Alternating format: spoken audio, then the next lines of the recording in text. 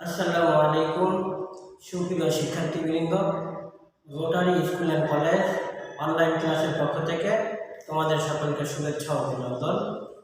আশা করি তোমরা এই করোনা মহামারীর মাঝে তোমাদের নিজ নিজ বাড়িতে বসে বাসায় বসে সেবে আছো, নিরাপদে থাকবে। স্বাস্থ্য মন্ত্রণালয়ের বিধিনিষেধ পরিপূর্ণভাবে মেনে চলবে, মাস্ক ব্যবহার করবে, হ্যান্ড স্যানিটাইজার ব্যবহার করবে।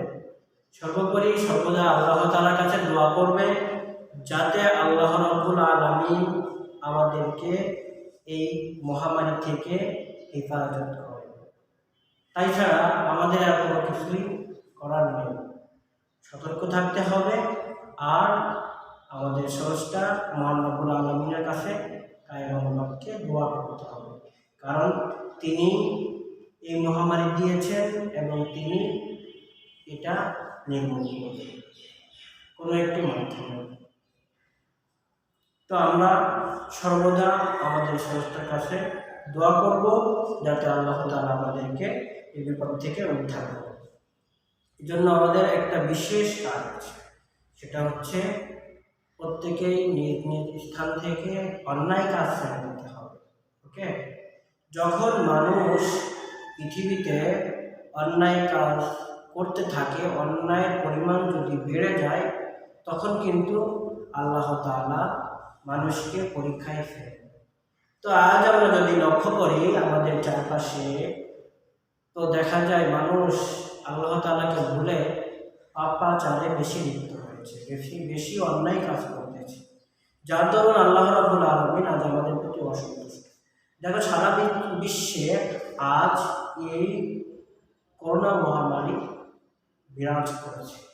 তো আমরা যদি চোখ বন্ধ করে সারা বিশ্বকে নিয়ে চিন্তা করি, দেখো সারা বিশ্বে আজ কিন্তু মানুষ অন্যায়ের দিকে ধাবিত এমনভাবে হচ্ছে যে মানুষের মধ্যে নীতি নৈতিকতা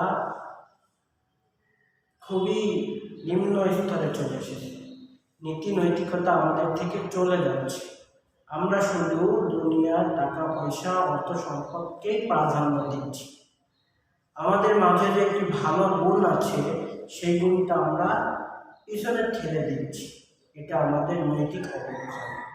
তো প্রিয় শিক্ষার্থীবৃন্দ, আমরা শিক্ষার্থী হিসেবে ইসলাম ও নৈতিক শিক্ষা আদর্শ শিক্ষার্থী হিসেবে আমাদের কর্তব্য হচ্ছে সমস্ত অন্যায় কাজ থেকে নিজেদেরকে বিরত রাখা এবং আমাদের পরিচিত মুহিব্বিন যারা আছেন তাদেরকে বোঝানো যাতে তারা অন্যায় কাজ থেকে বিরত থাকে।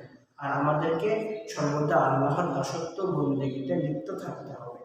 আমরা যে কাজ করি না কেন, যদি আল্লাহর নামে শুরু করি, তাহলে যদি ভালো কাজ আল্লাহর নামে শুরু করা হয়, যতক্ষণ আমরা এই কাজটি করব ততক্ষণ আমরা সওয়াব পাব এবং ইবাদত হিসেবে ওই সময়টুকু গ্রহণযোগ্য হবে, গণ্য হবে। সুপ্রিয় শিক্ষার্থীবৃন্দ, দেখো আজ আমরা ইসলাম ও নৈতিক শিক্ষার যে বিষয়টি পড়ব, চতুর্থ অধ্যায়, শিরোনাম হচ্ছে কোরআন মজিদের পরিচয়। আজ আমরা কোরআন মজিদের পরিচয় পড়ব। তোমরা সকলেই জানো মুসলমানদের সংবিধান হচ্ছে মহাগ্রন্থ আল কোরআন। ঐশী গ্রন্থ আল কোরআন হচ্ছে আমাদের সংবিধান। সামনে আর 2-4 দিন পরেই পবিত্র রমজান মাস আসছে, তাই না? সম্ভবত 14 এপ্রিল আমরা রমজানের রোজা পালন করব। তো রমজান মাসে কিন্তু আল্লাহ রাব্বুল আলামিন এই মহাগ্রন্থ আল কোরআন নাজিল করেছে। তো কোরআন নাজিলের মাস হচ্ছে রমজান। তো সামনে যেহেতু রমজান মাস, আজ আমরা রমজানের আগেই কোরআন সম্পর্কে জানব এবং যারা কোরআন পড়তে পারি তারা কোরআন তিলাওয়াত করবো বেশি বেশি, আর যারা কোরআন তিলাওয়াত পারি না, জানি না, তারা কোরআন তিলাওয়াত শেখার চেষ্টা করব। বর্তমানে বিভিন্নভাবেই কিন্তু কোরআন শিক্ষার সুযোগ আছে। তোমাদের পরিচিত অনেকে আছেন কোরআন পড়ান, তোমাদের মসজিদের ইমাম সাহেব, মুয়াজ্জিন সাহেব, তারাও কিন্তু কোরআন পড়ান। অনেকে দেখবে এখন অনলাইনেও কোরআন পড়ায়। আর বিভিন্ন বাংলা ইংরেজি যেভাবে অফলাইন অনলাইনে পড়া হয়, আল কোরআনও অনলাইনে জুম অ্যাপসের মাধ্যমেও পড়া হয়, অনেকে পড়ায় থাকে। তোমরা চাইলে খোঁজ নিতে পারো, যারা পড়ায় তাদের কাছে যোগাযোগ করলে তোমরা কিন্তু বাসায় থেকেও এই লকডাউনের মাঝে বাসায় থেকে পবিত্র কোরআন শিখতে পারবে। তো আমি তোমাদেরকে পবিত্র কোরআন শেখার জন্য উৎসাহ দিচ্ছি। তোমরা এই সময়টুকু কাজে লাগাও, যেহেতু স্কুলে আসা হচ্ছে না, করোনা মহামারীর কারণে লকডাউন আছে, স্কুল বন্ধ আছে।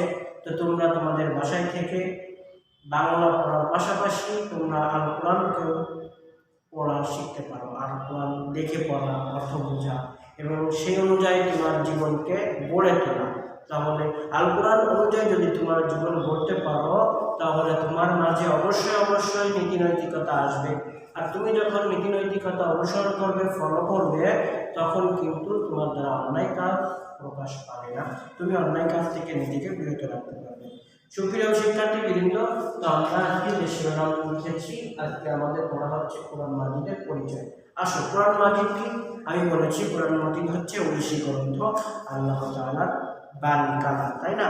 দেখো তোমাদের বইয়ের 90 পৃষ্ঠায় কোরআন মাজিদের পরিচয় সম্পর্কে আলোচনা করা হচ্ছে। 90 পৃষ্ঠা, তোমরা 90 পৃষ্ঠা বের করো, দেখবে তোমাদের বই অনেক সুন্দরভাবে লিখেছে কোরআন মাজিদের পরিচয়। কোরআন মাজিদ আল্লাহ তাআলার কালাম, তাই না? কোরআন মাজিদ হচ্ছে আল্লাহ তাআলার কালাম। কালাম শব্দের অর্থ বাণী। কালাম এটা কিন্তু আরবি শব্দ, কালামুল্লাহ অর্থ আল্লাহর কালাম। এই কালাম শব্দের অর্থ বাণী।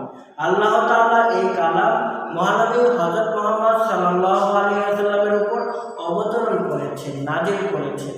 আমাদের নবী হযরত মুহাম্মদ সাল্লাল্লাহু আলাইহি ওয়াসাল্লাম হচ্ছেন সর্বশেষ নবী ও রাসূল। আর কোরআন মাজিদ হলো সর্বশেষ আসমানী কিতাব। এটা পড়ে আমরা কি বুঝতে পারলাম? যে মুসলমানদের যে সংবিধান আল কোরআন, এটা হচ্ছে সর্বশেষ আসমানী কিতাব। এরপরে পৃথিবীতে আর কোনো ঐশী গ্রন্থ আসবে না। আর আমাদের নবী হযরত মুহাম্মদ সাল্লাল্লাহু আলাইহি ওয়াসাল্লাম হচ্ছেন সর্বশেষ নবী এবং রাসূল। তারপরেও কোনো মেসেঞ্জার পৃথিবীতে আসবে না। আল্লাহ তাআলার পক্ষ থেকে কোনো নবী, মেসেঞ্জার, রাসূল আর পৃথিবীতে আসবেন না। তো আমাদেরকে অবশ্যই আল কোরআনের বিধিবিধান মোতাবেক জীবন পরিচালনা করতে হবে, জীবন গ্রহণ করতে হবে, তাই তো? সুপ্রিয় শিক্ষার্থীবৃন্দ, দেখো কোরআন মাজিদ যেমন নাজিল হয়েছিল তেমনি এখনো আছে। কোরআন মাজিদ নাজিল হয়েছে কবে? তোমরা সকলে জানো, কোরআন মাজিদ এখন থেকে প্রায় 1500 বছর আগে নাজিল হয়েছে। আমাদের প্রিয় নবী হযরত মুহাম্মদ সাল্লাল্লাহু আলাইহি ওয়াসাল্লামের উপরে নাজিল হয়েছে হিরা মুহাম্মদ। সূরা আলাকের প্রথম 5টি আয়াত নিয়ে হযরত জিবরাইল আলাইহিস সালাম রাসূল সাল্লাল্লাহু আলাইহি ওয়াসাল্লামের কাছে আসে। তো এই কিতাব যখন নাজিল হয়েছে তখন যেভাবে ছিল এখনো সেইভাবে আছে, সামনেও সেভাবে থাকবে। এই কিতাবের কোনো পরিবর্তন হয়নি, আর কোনোদিন কোনো প্রকার পরিবর্তন হবেও না। কেন হয়নি, কেন হবে না? এর মূল কারণ হচ্ছে আল্লাহ রাব্বুল আলামিন কোরআনেই বলেছেন, ইন্না নাহনু নাযালনা যিকরা ওয়া ইন্না লাহু লাহাফিজুন। আল্লাহ রাব্বুল আলামিন বলেছেন, নিশ্চয়ই এই কোরআন আমি অবতীর্ণ করেছি এবং এই কোরআনের সংরক্ষণ করার দায়িত্ব আমার।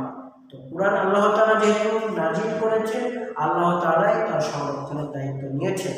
পৃথিবীবাসী সারা জীবন চেষ্টা করলেও কোরআনের কোনো অক্ষর পরিবর্তন করতে পারবে না, কারণ স্রষ্টা যেহেতু কোরআন সংরক্ষণের দায়িত্ব নিয়েছেন, কোরআনকে বিলুপ্ত করতে পারবে না।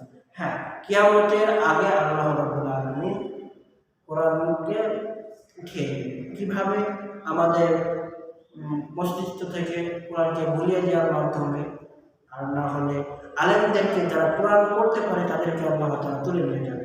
এই দুইটি ওয়েতে আল্লাহ তাআলা কিয়ামতের আগে কোরআনকে উঠিয়ে নেবেন। সেটা হচ্ছে যারা কোরআন পড়তে পারে, হাফেজ, আলেম, তাদেরকে তুলে নেবেন, তাদের মৃত্যু হয়ে যাবে, বা কোরআন আমাদের থেকে আমরা কোরআন ভুলে যাব, আমরা কোরআন পড়তে পারবো না। এই দুইটি ওয়েতে কোরআন উঠিয়ে নেওয়া হবে, কিন্তু কোরআনের কোনো অক্ষর, কোনো হরফ কেউ পরিবর্তন করতে পারবে না। এটা আল্লাহ তাআলা, এর কারণ হচ্ছে আল্লাহ তাআলা এটা সংরক্ষণের দায়িত্ব নিয়েছেন। সুপ্রিয় শিক্ষার্থীবৃন্দ, তাহলে তোমরা বুঝতে পেরেছ যে আমরা চাইলেও কোরআন পরিবর্তন করতে পারবো না। তোমার কাছে যে কপি আছে তুমি সেটা পরিবর্তন করতে পারো, কিন্তু পৃথিবী থেকে তুমি কোরআন একবারে পরিবর্তন করে সমস্ত পৃথিবীতে যত কপি আছে সব কপি তুমি বিনষ্ট করতে পারবে না, প্রকৃত কপি থাকবে। এটাই হলো কোরআন সংরক্ষণের কথা। এখন আল কোরআন ব্যতীত অন্যান্য যে আসমানি গ্রন্থ আছে সেগুলো কিন্তু এখন পরিমার্জিত, পরিবর্তন করা হয়েছে, মানে হুবহু অবতীর্ণ যেভাবে হয়েছিল সেভাবে অন্যান্য ঐশী গ্রন্থ নেই। যেমন আসমানি বড় কিতাব তাওরাত, জাবুর, ইনজিল এবং কোরআন, এই চারটি বড় আসমানি কিতাব। কোরআন বাদে বাকি তিনটি গ্রন্থই তার অনুসারীরা পরিবর্তন করেছে, তাওরাত, জাবুর, ইনজিল। এখন কিন্তু সবই পরিবর্তন করা, বিকৃত করা হয়েছে। প্রিয় শিক্ষার্থীবৃন্দ, তো আমাদের কাজ কি হবে? যেহেতু আল কোরআন সর্বশেষ ঐশী গ্রন্থ, আমাদের নবী সর্বশেষ নবী, আর কোনো নবী রাসূল আসবেন না এবং নতুন কোনো শরীয়ত বা কিতাব দেওয়া হবে না। এই কিতাবই কিন্তু সারা বিশ্বের জন্য, এখন এই কিতাব সারা বিশ্ববাসীর জন্য। এখন কোরআনের বিধান চলছে, বিধায় এখন সারা বিশ্বের মানুষকে কোরআনকে ফলো করতে হবে, কোরআনের বিধান মানতে হবে। এক সময় নির্দিষ্ট এলাকার জন্য নবী রাসূল আসতেন, মেসেঞ্জার আসতেন, তাদের জন্য নির্দিষ্ট কিতাব অবতীর্ণ হয়েছে। একই সময় কয়েকটি আসমানি কিতাবের বিধান চলছে। উদাহরণস্বরূপ মধ্যপ্রাচ্যে একজন নবী এসেছেন, তার কাছে একটা কিতাব এসেছে। প্রাচ্যে আরেকজন নবী আসছেন, তার কাছে অন্য আসমানি কিতাব এসেছে। একই সময়ে দুই অঞ্চলের দুইজন নবী দুইটা কিতাবের বিধান চলছে।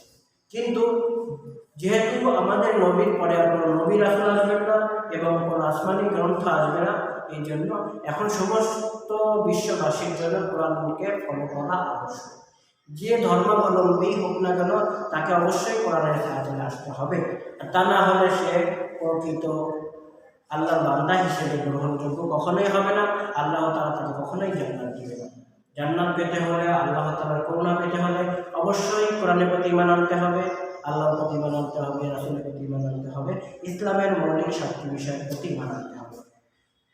সুপ্রিয় শিক্ষার্থীবৃন্দ, দেখো তোমাদের বইয়ে লক্ষ্য করো, মানুষের ভালো হওয়ার এবং কল্যাণ লাভের সব কথা, সব নিয়ম নীতি আল্লাহ পাক কোরআন মাজিদে ঘোষণা করেছেন। আমরা পৃথিবীতে যে বসবাস করব, আমাদের বসবাস করার ক্ষেত্রে সকল বিধি বিধান, ছোট্ট থেকে ছোট্ট বিধান আল্লাহ রাব্বুল আলামিন পবিত্র কোরআনে বর্ণনা করেছেন এবং কোরআনের ব্যাখ্যা সরাসরি হাদিস রাসূল সাল্লাল্লাহু আলাইহি ওয়াসাল্লাম কোরআনের ব্যাখ্যা বিশ্লেষণ করেছেন, এক্সপ্লেনেশন করেছেন, তাই না? কোরআনের সমস্ত ব্যাখ্যা কিন্তু হাদিসের মাধ্যমে আমরা পেয়েছি। অনেক বিষয় আছে ছোট আকারে আল্লাহ তাআলা বলেছেন। আল্লাহ তাআলা কি বলেছেন? আকিমুস সালাহ ওয়া আতুস সালাহ, তোমরা নামাজ কায়েম করো, যাকাত দাও। আমরা এখন নামাজের কাইফিয়াত কি, যাকাত প্রদান করার কাইফিয়াত কি, ধরন কি, কেমন, কতটুকু আমরা যাকাত দিব, কাকে দিব, এসব বিধান কিন্তু বিস্তারিত, মানে সুন্দরভাবে কাজটা কীভাবে আমরা বাস্তবায়ন করব সেগুলো কিন্তু আল্লাহ রাসূল বাস্তবায়ন করে দেখিয়েছেন এবং হাদিসে বর্ণনা করা হয়েছে। এই জন্য আল্লাহ রাসূল বিদায় হজে বলে দিয়েছেন, তারাকতু ফীকুম আমরাইন লাম তাদিল্লু মা তামাসসাকতুম বিহিমা কিতাবাল্লাহ ওয়া সুন্নাতি রাসূল। আল্লাহ রাসূল বলেছেন বিদায় হজের দিনে যে আমি তোমাদের জন্য দুটি জিনিস রেখে যাচ্ছি, একটি হচ্ছে আল্লাহর কিতাব আর একটি হচ্ছে আমার সুন্নাত মানে হাদিস। যে ব্যক্তি এই দুটি পরিপূর্ণভাবে আঁকড়ে ধরবে, মানে এই দুটির বিধান মেনে চলবে, সে কখনোই পথভ্রষ্ট হবে না। তো আমাদের সকলের করণীয় কি? কোরআন এবং হাদিসের বিধান মোতাবেক জীবন গঠন করা। সুপ্রিয় শিক্ষার্থীবৃন্দ, আসো এখন কোরআন তিলাওয়াতের উদ্দেশ্য কি, আমরা কোরআন তিলাওয়াতের উদ্দেশ্য পড়ব। দেখো, কোরআন মাজিদ তিলাওয়াতের উদ্দেশ্য 4টি। কোরআন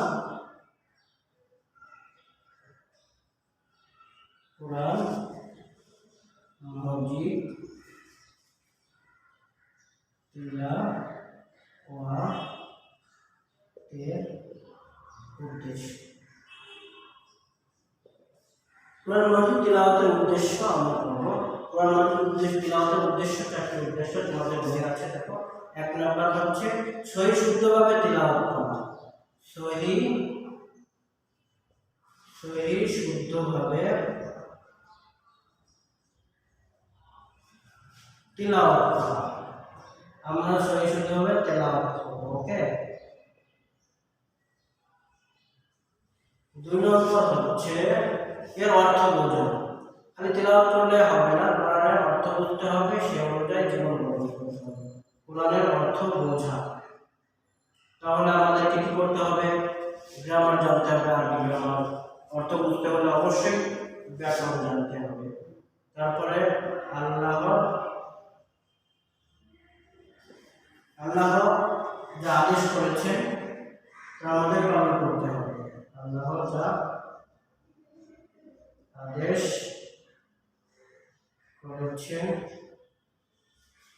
তা পালন করা।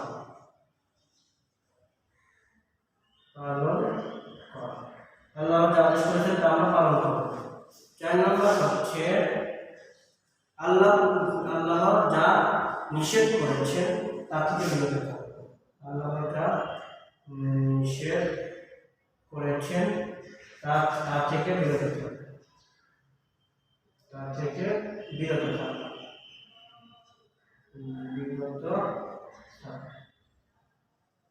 সুপ্রিয় শিক্ষার্থীবৃন্দ, তাহলে আমরা এখন কি করলাম? আমরা এখন পড়তেছি কোরআন মাজিদ তিলাওয়াতের উদ্দেশ্য। কোরআন মাজিদ তিলাওয়াতের 4টি উদ্দেশ্য তোমাদের বইয়ে বর্ণনা করা আছে। দেখো, এছাড়াও আরো অনেক উদ্দেশ্য আছে। তোমাদের বইয়ে যেহেতু 4টা আছে, এই 4টে আমরা পড়ি সহি শুদ্ধভাবে কোরআন তিলাওয়াত করা। এটি হচ্ছে একটি উদ্দেশ্য। 2 নম্বর উদ্দেশ্য হচ্ছে কোরআনের অর্থ বোঝা। 3 নম্বর আল্লাহ যা আদেশ করেছেন তা আমরা পালন করব। 4 নম্বর হচ্ছে আল্লাহ তাআলা যা নিষেধ করেছেন তা থেকে বিরত থাকা। এই 4টি হচ্ছে কোরআন তিলাওয়াতের উদ্দেশ্য।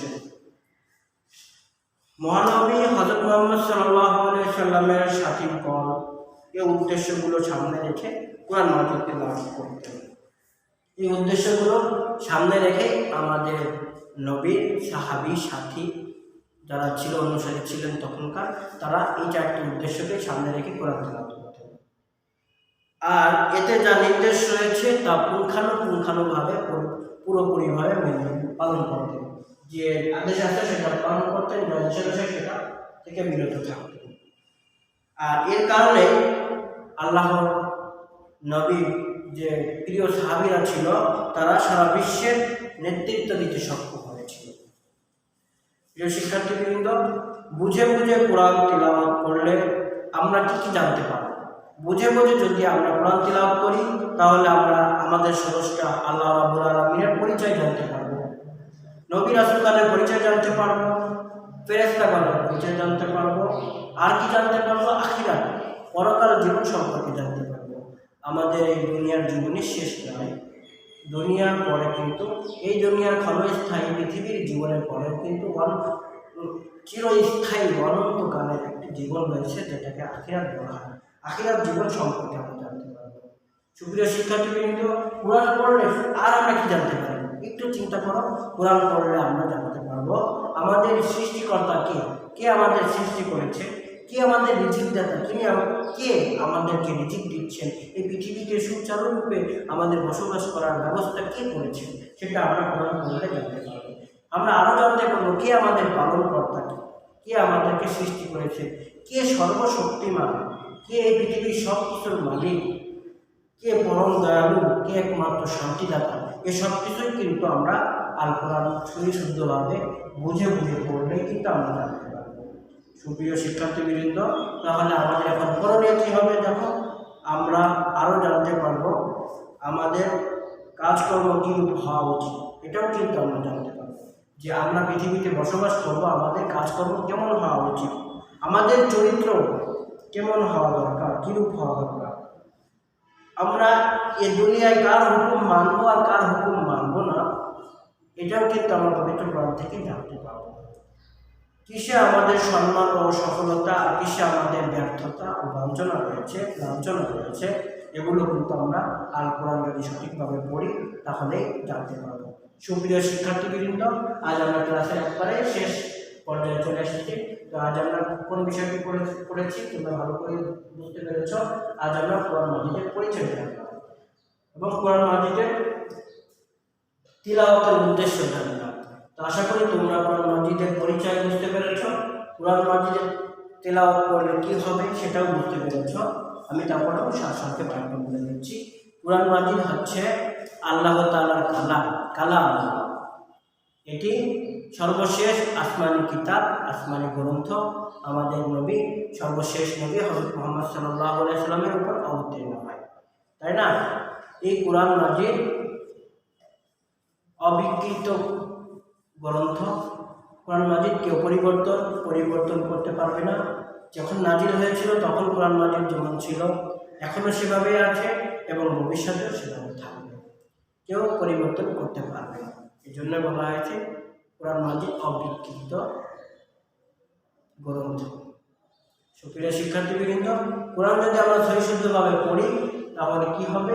আমরা সহিশুদ্ধভাবে পড়লে, কোরআন তেলাওয়াতের উদ্দেশ্য হচ্ছে কোরআন সহিশুদ্ধভাবে পড়া। সহিশুদ্ধভাবে পড়তে পারলে আমরা আল্লাহ তাআলার দাসত্ব সঠিকভাবে করতে পারব। কারণ আল্লাহ রাব্বুল আলামিন আমাদেরকে এই পৃথিবীতে পাঠিয়েছেন একমাত্র তার দাসত্ব বন্দেগী করার জন্য। এখন দাসত্বের একমাত্র উপায় হচ্ছে, বড় একটা ইবাদত হচ্ছে নামাজ, সালাতে অবশ্যই কোরআন তেলাওয়াত করতে হবে। কিন্তু যদি আমরা সালাতে কোরআন ভুল পড়ি, ভুল তেলাওয়াত করি, তাহলে সালাত আদায় হবে না। সালাত আদায়ের অন্যতম শর্ত হচ্ছে কোরআন শুদ্ধ পড়া। সালাতে কোরআন অশুদ্ধ পড়লে নামাজ হবে। সুপ্রিয় শিক্ষার্থীবৃন্দ, তাহলে আমাদেরকে কি করতে হবে? আল্লাহর দাসত্ব করার জন্য হলে কোরআন সহিশুদ্ধভাবে পড়তে হবে এবং কোরআনের অর্থ বুঝতে হবে। কোরআনের অর্থ বুঝলে আমরা বুঝতে পারবো কিসে আমাদের সফলতা, কিসে আমাদের ব্যর্থতা, কি কাজ করলে আমাদের চরিত্র সুন্দর হবে, কি কাজ করলে আল্লাহ তাআলা খুশি হবে এবং কে আমাদের স্রষ্টা, কে আমাদের রিজিকদাতা, পালনকর্তা, এই সমস্ত পৃথিবীর মালিককে, অধিপতিকে, সর্বশক্তিমানকে, সব কিছু পৃথিবীর, এই দুনিয়ার সব কিছু এবং পরকাল সম্পর্কেও আমরা কোরআন থেকে জানতে পারবো। সর্বশেষ নবীকে এবং এই পৃথিবীর সৃষ্টির রহস্য, মূল রহস্য কিন্তু আমরা কোরআন গবেষণা করতে পারবো। তো সুপ্রিয় শিক্ষার্থীবৃন্দ, আশা করি তোমরা বুঝতে পেরেছ এবং আমি তোমাদের জন্য শুভকামনা করছি। তোমরা আরও ভালোভাবে স্টাডি করবে, গবেষণা করবে, পরে কোরআনের আলোকে নিজেদের জীবন গ্রহণ করবে। তোমাদের সকলের সুস্বাস্থ্য কামনা করে আমি এখানে বিদায় নিচ্ছি। আজকের ক্লাস এখানেই শেষ করছি। আল্লাহ হাফেজ। আসসালামু আলাইকুম ওয়া রাহমাতুল্লাহ।